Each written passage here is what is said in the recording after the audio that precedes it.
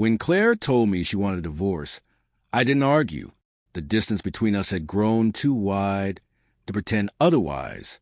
We hadn't shared a bed in months, and our conversations had boiled down to chores, bills, and updates about our 6-year-old daughter, Emily. What shattered me wasn't the separation. It was when Claire said she'd be taking Emily. "You can visit on weekends if the court allows," she added, her tone sharp and final.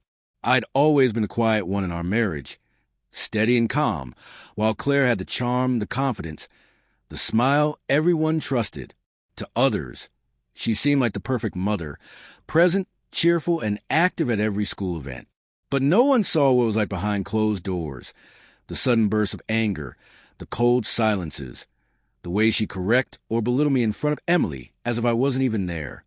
When Claire filed for full custody, I told my lawyer I didn't want to fight. He looked at me and said simply, "She's already started one." The next few weeks were a blur of exhaustion. Her lawyer painted me as a detached, work-obsessed father who barely noticed his child. I sat there, jaw tight, listening to words that twisted the truth into something ugly. My only focus was Emily, how she would feel, trapped between two people who once promised to keep her world safe. At home, Emily would climb into my lap and ask, "Daddy, are you mad at Mommy?" I'd smile, shake my head, and tell her everything was fine. I thought that by staying calm, by not saying a word against Claire, I was protecting her. But I didn't realize how deeply children see through silence. One night, Emily came into my room clutching her stuffed bunny. "Daddy," she whispered, "if I live with Mommy, will you still be my dad every day?" That small, trembling question broke something in me. I realized I couldn't stay quiet anymore. Not for my pride, but for her. The next morning, I called my lawyer. "I'm fighting for shared custody," I said, on the day of a hearing.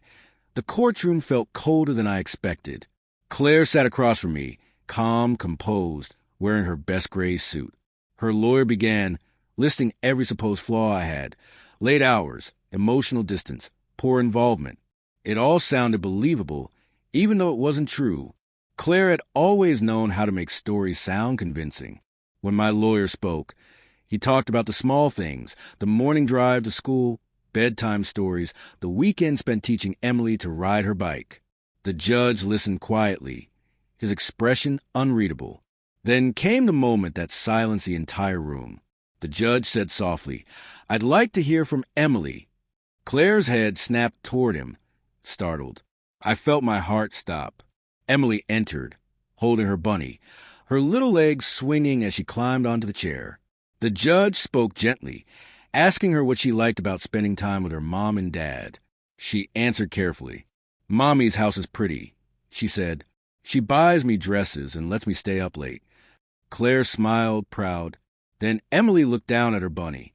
"But I like Daddy's house more," she said quietly, "because when I'm sad, he listens. And when I tell him secrets, he never laughs." The room went completely still. Emily continued, unaware of the weight her words carried. "Sometimes Mommy says Daddy doesn't love me because he's busy. But he does. He tells me every night, even when I fall asleep first." I couldn't breathe. I didn't care about winning anymore. I just wanted to hold her. Her honesty was simple and pure, the kind only a child can give. The judge leaned back, thoughtful. After a long pause, he said, "Thank you, Emily. You've helped me understand a lot." When she left, the air in the room shifted. Claire's hands trembled slightly. The judge took a deep breath. "This case isn't about who appears to be the better parent," he said. "It's about who listens, who provides stability, and who makes a child feel safe." He looked at Claire, his voice steady. "One parent seems to be using that bond as leverage."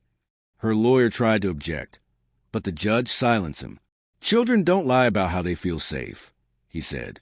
"Emily's words are enough. Custody will be shared equally. Neither parent may restrict the other's time or influence." I didn't smile or celebrate.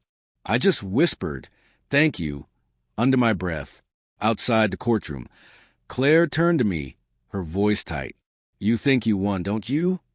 I looked at her calmly. "No," I said. "Emily did." She scoffed, wiping away tears that looked more like frustration than sadness. "You always play the victim, Daniel." I didn't answer. The truth had already spoken through a 6-year-old.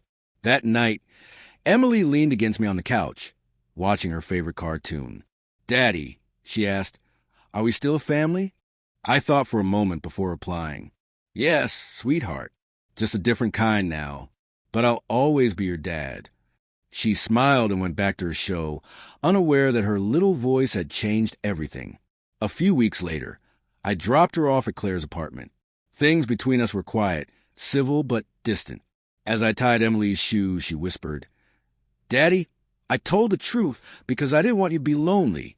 My throat tightened. "You never have to worry about that," I said softly.